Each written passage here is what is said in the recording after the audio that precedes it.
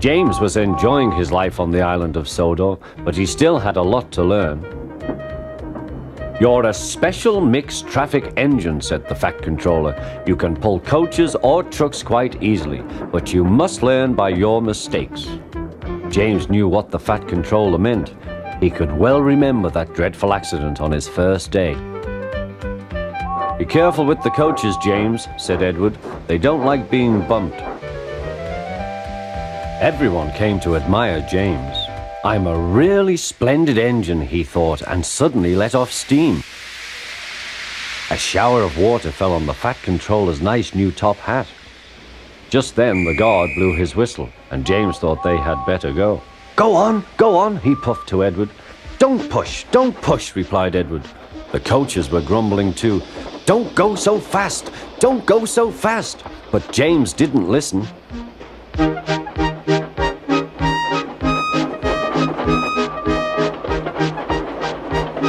When at last they stopped at the next station, 2 coaches were beyond the platform. They had to go back to let the passengers out. But no one seemed to know about the Fat Controller's top hat, though James felt happier. Presently they came to the station where Thomas was waiting with his 2 coaches. "Hello, James," said Thomas. "Feeling better?" "That's right."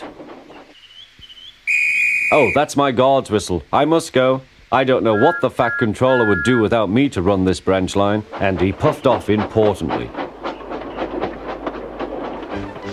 Edward and James passed the field where James had had his accident. The fence was mended and the cows were back again.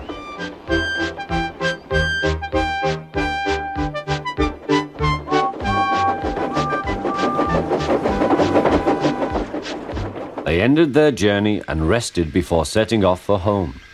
James was still wondering what the Fat Controller would have to say about his top hat.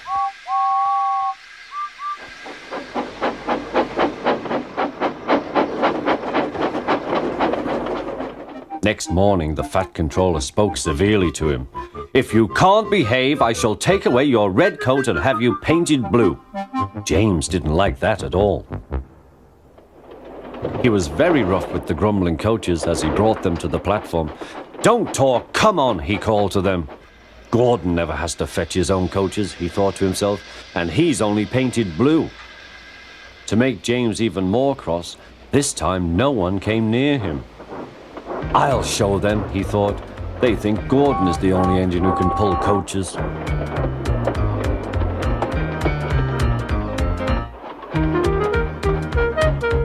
Hurry, puffed James.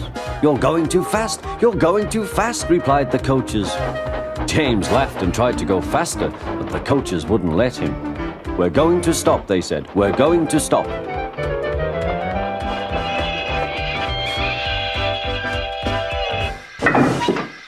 "What's the matter?" James asked his driver.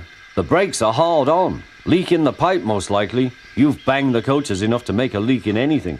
"How shall we mend it?" said the guard. "We'll do it with newspaper and a leather bootlace," replied the driver. "Well, where is the bootlace coming from?" asked the guard.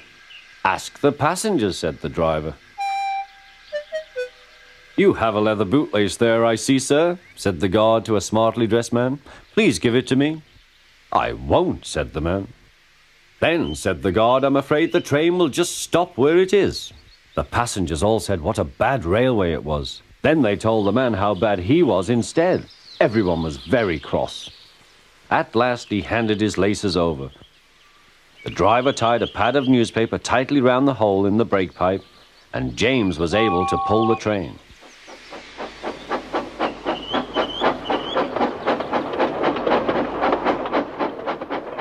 But he was a sadder and wiser James, and took care never to bump coaches again.